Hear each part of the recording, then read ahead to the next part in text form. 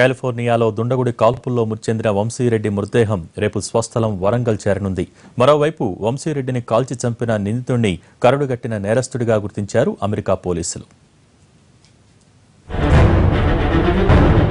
27 మామిడాల వంశీరెడ్డి మృతితో వంగపహడ్ కన్నీరు మున్నీరైంది. ఈ నెల 10న కాలిఫోర్నియాలో వంశీరెడ్డి దారుణ హత్యకు గురయ్యాడు.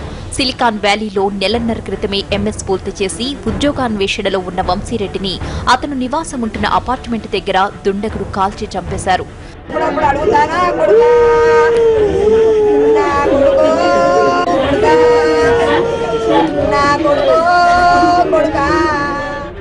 వంశీరెడ్డి మృతిపై తీవ్ర దిగ్భ్రాంతి వ్యక్తం చేసిన తెలంగాణ నేతలు మృతదేహాన్ని త్వరగా తీసుకురావడానికి కృషి చేశారు. విదేశాంగ మంత్రి Sushma Swaraj, American consulate general, అమెరికాలో ఉన్న భారత రాయభారితో బండారు దత్తాత్రేయ సంప్రదింపులు జరపడంతో వంశీ మృతదేహాన్ని అక్కడ పోలీసులు, భారత అధికారులకు అప్పగించారు. రేపు తెల్లవారుజామున 4 గంటలకు వంశీరెడ్డి మృతదేహం శంషాబాద్ ఎయిర్పోర్టుకు చేరుకుంటుంది. తొందరలోనే వరంగల్ జిల్లా స్వస్థలానికి పంపించడానికి ఏర్పాట్లు చేయాల్సిందిగా నేను సుష్మా స్వరాజ్ గారిని గత 2 రోజుల కిందట మాట్లాడడం జరిగింది. ఆమె వెనువెంటనే కౌన్సిలేట్ జనరల్తో కూడా మాట్లాడి, అంబాసిడర్తో కూడా మాట్లాడి దానికి తగినటువంటి ఒక ఏర్పాట్లు చేయమని కూడా చెప్పడం జరిగింది.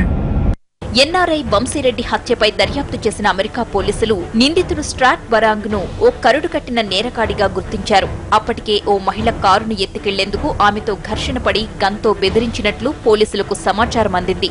పోలీసులు చుట్టుముట్టేసరికి తుపాకీ కాల్పులు జరిగాయి. అప్పుడే అపార్ట్మెంట్ కు చేరుకున్న వంశీరెడ్డి తన కారును పార్క్ చేస్తుండగా దుండగులు ఎత్తుకెళ్లే కారు వెనుక నుంచి ఢీకొంది. దీంతో వంశీరెడ్డిపై కాల్పులు జరిపి అక్కడి నుంచి పారిపోయారు.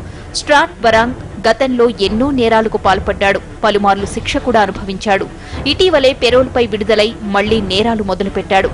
వంశీరెడ్డిని కాల్చి చంపిన కేసులో అక్కడి పోలీసులు బరాంగ్ను అరెస్ట్ చేశారు.